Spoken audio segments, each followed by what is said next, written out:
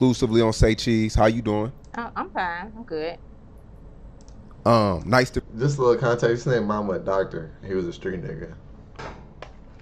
So put the headphones on.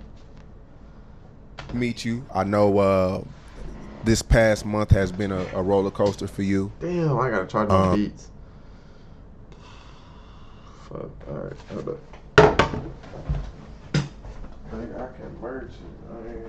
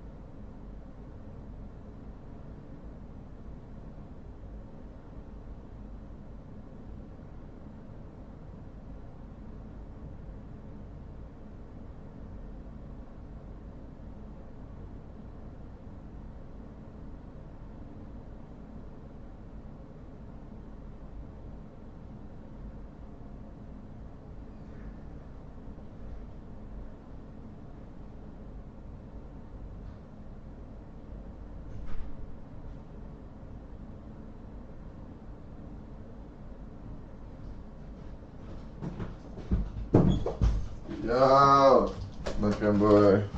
Alright, I should have kept playing it, but I I've been want to doing listen to what Foolio you for gotta about say. 7, 8 years personally. I always promoted him on my platform. Uh, uh, Great kid, great dude. He spoke on your name a lot too in interviews and things of that nature. It Cause she sucks looked like that she we have to pretty, meet or finally, get to know each other pretty well on these educated. terms. Good head on her But shoulder. Her son you a know, lot. sorry about everything that has happened. Um, how are you doing? I'm doing fine. I'm doing good. I'm doing better. Yeah. She like she fed us. Let's see. Hi, my name is Matt. I wonder what you got to What's say. your mental? Your mental like right now? Well, of course I have my days. I have my on and off moments. Um I just try to keep busy. Keeping busy with his music Why is and other this things that got right going here? on with his career and labels and things of that sort. So I just try to keep That's myself that whole busy. movement right Um here. to not much think about certain stuff that'll ruin my day. Yeah. I mean, I know things have changed drastically from phone calls to 30K at social 6 times, media Breakfast to Club. you having to handle things like funerals and This internet presence. things, it's legal matters. Like, what has changed the most, over the past month? Well, far as with phone calls, I will say Who that the fuck is that in the normally back? people say that when a funeral is over, you don't get any phone calls. That has not been the case with me. Um, his friends keeping in touch, his fans from all over the world are keeping in touch. Family, just everybody, his distribution, people at Create Music. I talk to them directly all the time. So, I wonder to get far as paid. with, Does she get paid off I'm his music still still? keeping in contact and things with everybody. But far as with Nigga, I can't merge it. other things like handling legal matters, um, I've been in business since 2009. So that's something that I have always been able to do. Far as I'm handling business every single day, literally, on his behalf. With Charles, far as his business, his music career, my business, and things of that sort. So the only thing that has changed is that he is not here. Mm. The only thing has changed is I got to keep his stuff going. I got to keep it going. As he said in other interviews, his team knows what to do if something happened. We already done talked about this. We discussed this. So that's the only thing that has changed. And of course, the arrest, I'm relieved about that. And I'll be more relieved and happy when they pick others up. Yeah. Now, you said that y'all prepared for She looked hurt. the worst, basically. Well, basically, it's not even the worst. That's with anything. And a lot of other people need to know. A lot of Black people need to know. It's everybody. A lot of people don't want to talk about death in case something happens.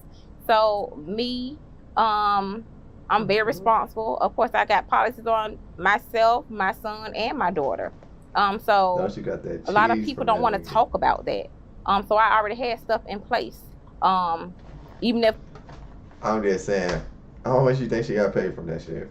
She got at least 100. It had to be 100. Like, if she really a businesswoman, I would have took out the biggest policy.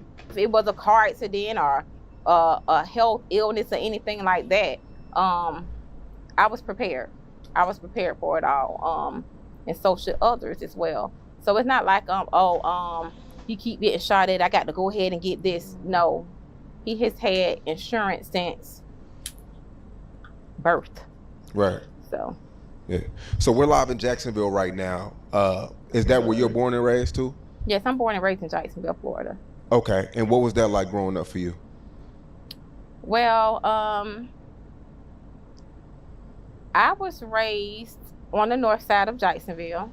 I wouldn't say I had a hard life. I never struggled or anything like that. I was raised by my grandmother and my great grandmother. My mom passed when I was about 5 years old. I'm the only child, but I never struggled. I went to all the schools. I was always popular at schools in my community and things of that sort. So I never seen a struggle. It came a time when I got a little older, maybe 17, 18 years old. I was in high school, being raised by my grandmother and great grandmother. Of course, they old, so they don't know nothing about the latest clothing and stuff or whatever. So I started doing hair at a young age, and that's what a lot of people know me from doing hair. That's what I started off doing hair before I got into nursing. So I didn't have like a rough life where I had to like be on the street and had like a survival or whatever. But I will say that I always was strong. I always had to take care of myself or whatever, because like I say, my grandmother and great grandmother raised me or whatever. And I moved out at maybe 18 years old into my own place. So like it was good. I was a cheerleader. I was in sports and things in school. So it was good growing up young.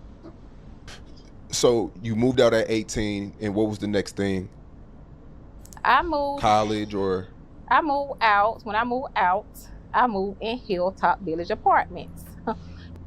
Did you know that gamers and tech enthusiasts like you and I have turned their passion into an IT career? JobWorks Education and Training. Y'all have always heard him say about 1646 West 45th Street. I moved there. That was my first apartment. I moved there. Like I say, I did hair. I used to go to the clubs and things of that sort. I mean, I had fun. I was young. I had fun. I moved. I stayed in the bottom. He done talked about the bottom and stuff like that. That's right by Hilltop Village Apartment. He probably talked about 5020 a little. I stayed out there maybe a year. And then it came a point in my life I was like, I think I want to get in the healthcare field. And I started off as a CNA. I went from a CNA to CEO, opening my own school, assisting individuals in the state of Florida with obtaining their CNA licenses, CPR, and first aid. And then I became a registered nurse. Okay. And as of right now, I help individuals start home healthcare agencies, phlebotomy courses, and things of that sort. Yeah, because we seen the picture of you floating around, you know, with your my picture is floating around, and a lot been seeing the comments. Oh, we didn't know that Charles' mom was a nurse or a doctor and something like that. Because what people do, they see an image. They see an image of Charles, and they go to stereotype. So I seen somebody say, oh, she was a drug addict in rehab, and I never commented anything like that. So they say anything. So I seen they like, wow, his mom is a nurse. Yes, his mom is a nurse. Yeah, a lot of people were shocked by that. I mean, based off his music, they assumed that his mom was some hood rat or some, they see him eating noodles. Charles loved noodles. Charles loved noodles and hamburger helper. Period. He loved noodles and hamburger helper. He would eat it every single day. That's what he loved. And when y'all see him on Instagram, eating noodles, they're like, oh, wait, his family, they got him eating noodles. And I'm like, why you got these people thinking you eating noodles? If That's you what he don't stop liked. it, Mom, that's what you wanted, and hang up in my face. So Charles did not have to eat no noodles. He did not have to eat no hamburger helper. He had people that loved him, and anytime he called me, I was there. I was coming. How old were you when you had Charles? I was grown. Maybe in my early 20s, maybe 23 or something like that.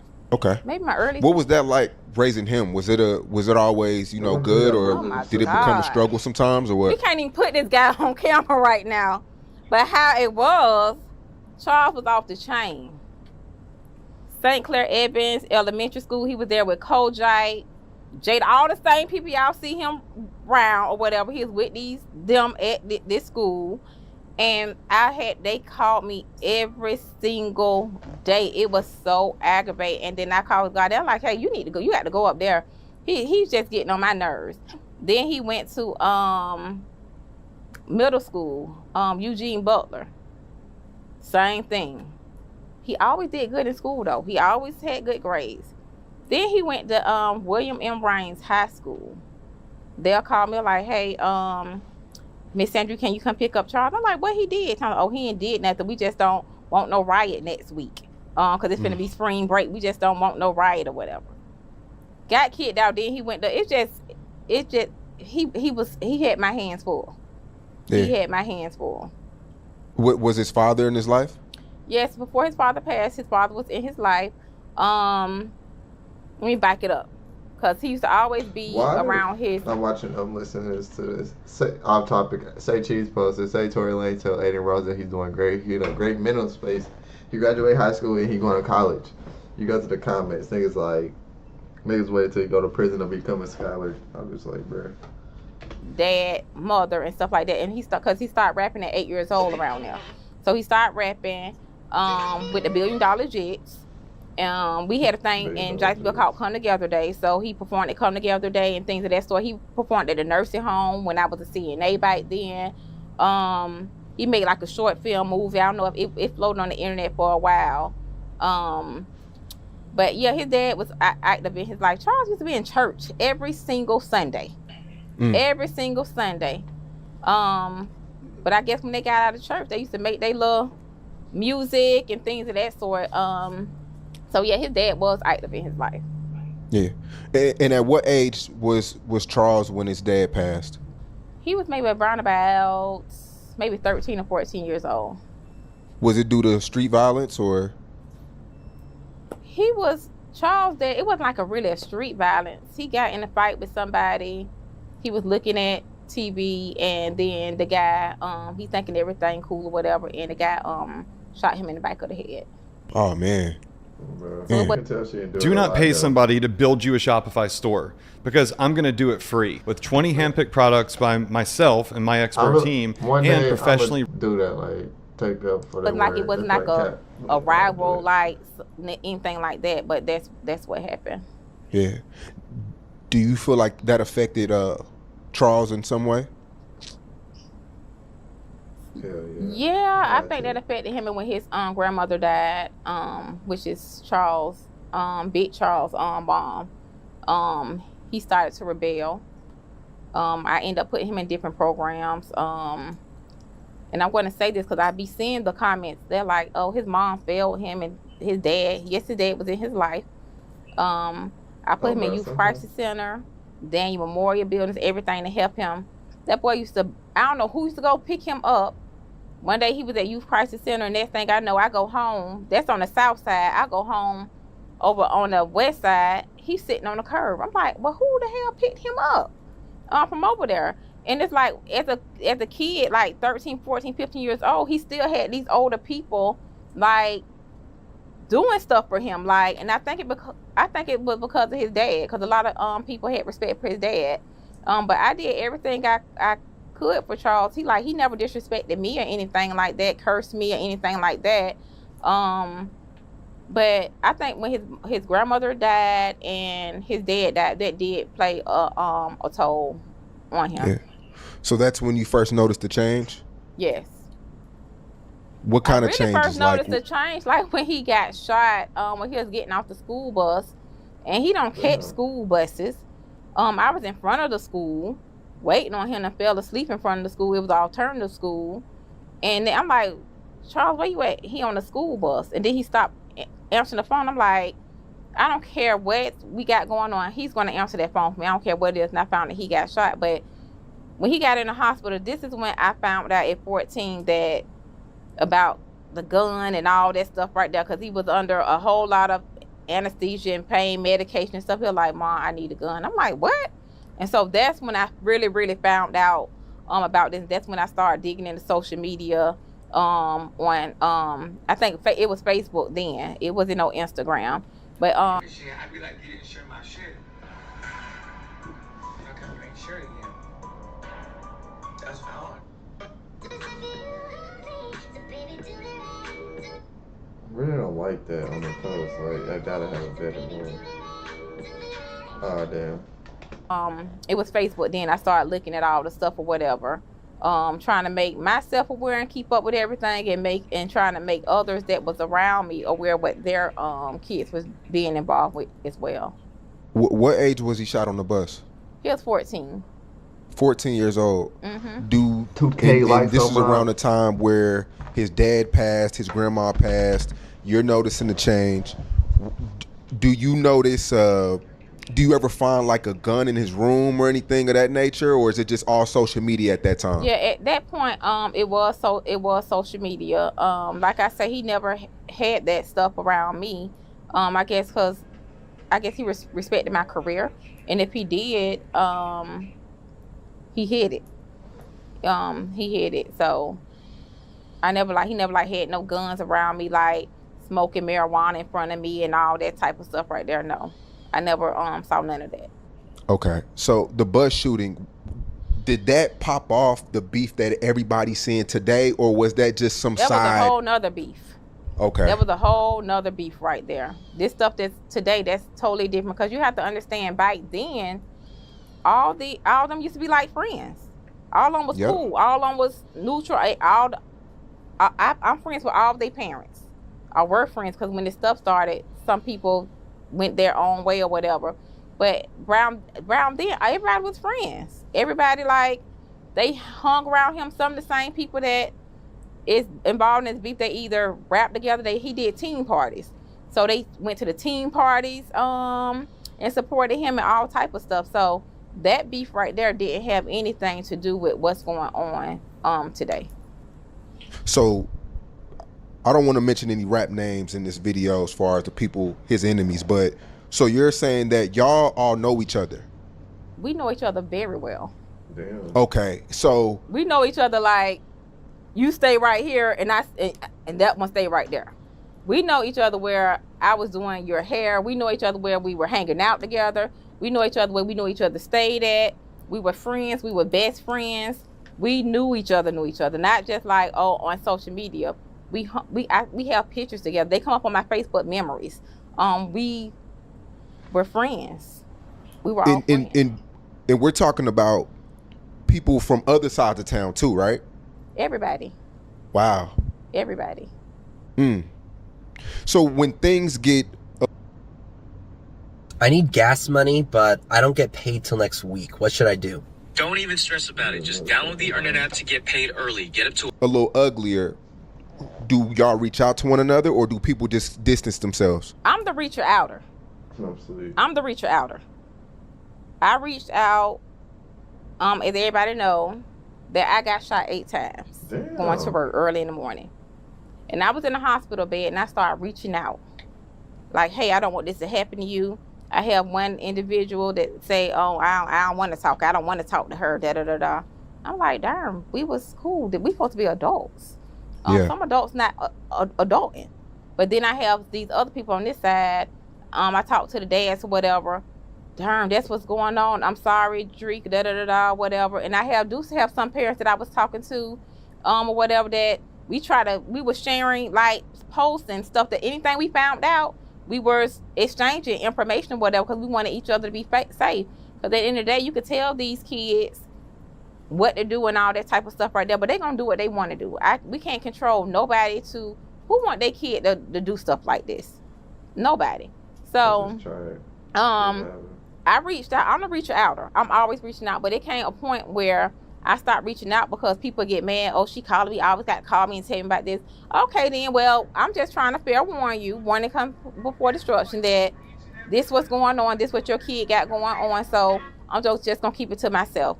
But I feel bad as a parent and as a human being. So if I know something's going to go down, and if something happened, I would feel so bad that I could have said, hey, such and such, if I didn't say anything or whatever. So I just got to the point where, hey, I don't got nothing to do with it, and it is what it is. I tried to reach out, and that's it.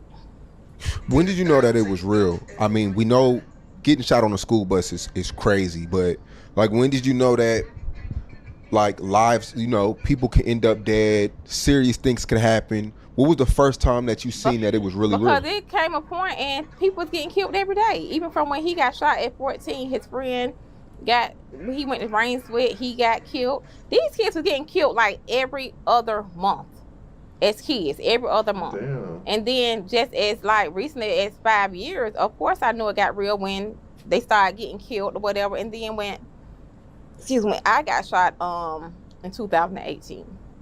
But I always knew that it was real because the violence was very horrible.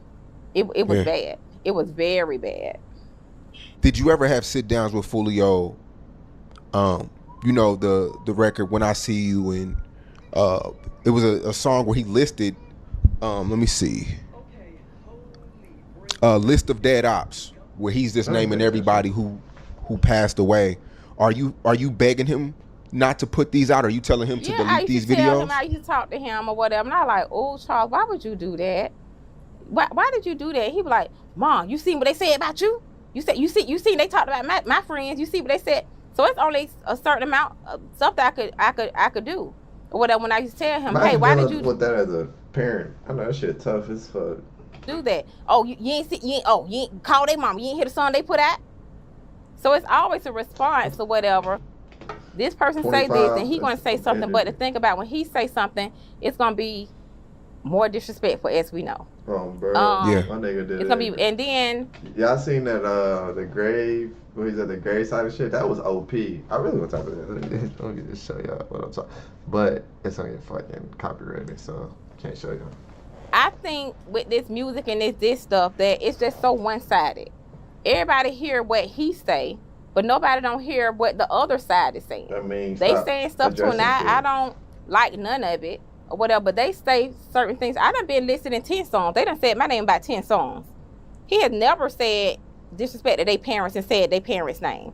But these guys done put me in my name in so many songs, like they know me, and these particular people don't even know me at all. If I even seen on the Reddit app, they thought that Miss Sandricus was a baser. They thought that I was an addict. They just thought this stuff right here. They just painted this picture of me. And I let them paint it or whatever all these years or whatever, because I knew it was far from the truth. I knew that most of their mothers, aunties, sisters, girlfriends came and sat in my classroom to obtain certifications. And even though the beef was going on, I never turned them down, because I'm a businesswoman, or whatever, and I know that they didn't have anything to do with it. But what these parents need to understand is, don't be one-sided because your child was saying this or whatever, and he responding to this or whatever, even though it's not right, but it's like a tit for tat thing that's going on. But yeah, I talked to him about it. Yeah. Why? Hi, my name is Tavon. This is my recovery story. I think a lot of my... addict, recovering addict, the drugs kids is bad for you. Why did you say, and then I'm going to address this too. When they say, oh, he's so disrespectful, he jumping on people's graveyards. I was just about to ask you. This man ain't jumped on y'all people graveyard. Those grave sites were either out of town or around in a different like area, whatever. He didn't. So the When I See You video, that's not the 23 guys gravesite? No. So what about the group of kids that he took a picture with, and they're all? He did that, and I told him about that as well. But when he jumping on those graves, that's not him. But when he did that, I called him immediately. Cause you gotta understand, I don't like that. I was affected by this. And at that point, how old he was, 25, 24, 25 years old. I'm like, oh Lord. I'd be like, well, what's finna happen next? Who finna get shot next? It's just not gonna stop. Well, you heard what such and such said? It doesn't matter. It come a time where you stop. And at this time before he got killed, people wasn't hearing from him. People was at, where's Foolio at? Where he at? He ain't doing this and he was like straight chilling until the thing with King with the fight thing about boxing, and then another rapper had and mentioned him in the song. He was chill. He like, well, I've been chilling. Y'all was like coming for you. See how much I just be chilling, I tell him, people want a reaction out of you, because if you do a reaction back to them, what's going to happen? The fans gonna go to their page, run their numbers up and things of that sort. So you got to think smart. So because up until his death, he was chilling. He was like chilling hard. Cause I was wondering, I'm like, well, what you doing? You ain't doing nothing. You ain't doing your music. You going to the studio? What's up? So he was like, he was just chilling. Did y'all talk every day? If it's not every day, every other day. Yeah. Was there ever a point where I asked him this in the interview when he was laying in the bed with his foot up? I was asking him about, why not move away or, change your life around, change locations. And he felt like if he would have left, bad things would have happened to family members and things like that. Shit, what? Charles loved Jacksonville. Charles loved Jacksonville. Well, named Charles. Charles loved his friends. Charles didn't have to be in Jacksonville. Charles got a whole house somewhere else or whatever. He just loved Jacksonville. He loved it. And I used to always tell him and beg him, you need to leave from there, da-da-da, whatever. But he just loved Jacksonville. He was not going to leave. He was not, even when he got shot October, I begged him, and his manager begged him. He just would not leave. You think he wanted to die at this point? Because, like, I don't know, bro. It was just kind of hard to, But I get it. You feel me? You love your city, but god damn. Yeah. It's the same thing with FBG Duck. He passed in Chicago. It was just one of them things where you're kind of like just too loyal to your people. Yeah, like you want to take care of everybody. You want to make sure everybody's straight. It's just that leadership mentality that they have, because Duck was a leader as well. Foolio, I know a lot of people look up to him. This is a video. We're gonna end on that. Being loyal to your people. This is my take on it. Shit, when you be loyal to your people, right? Just make sure you got the right motherfuckers around you. They can drain you. You can be loyal to the wrong motherfuckers. You trying to build up somebody, you ain't even got to end them to be something in life. So, yeah. Be careful who you fuck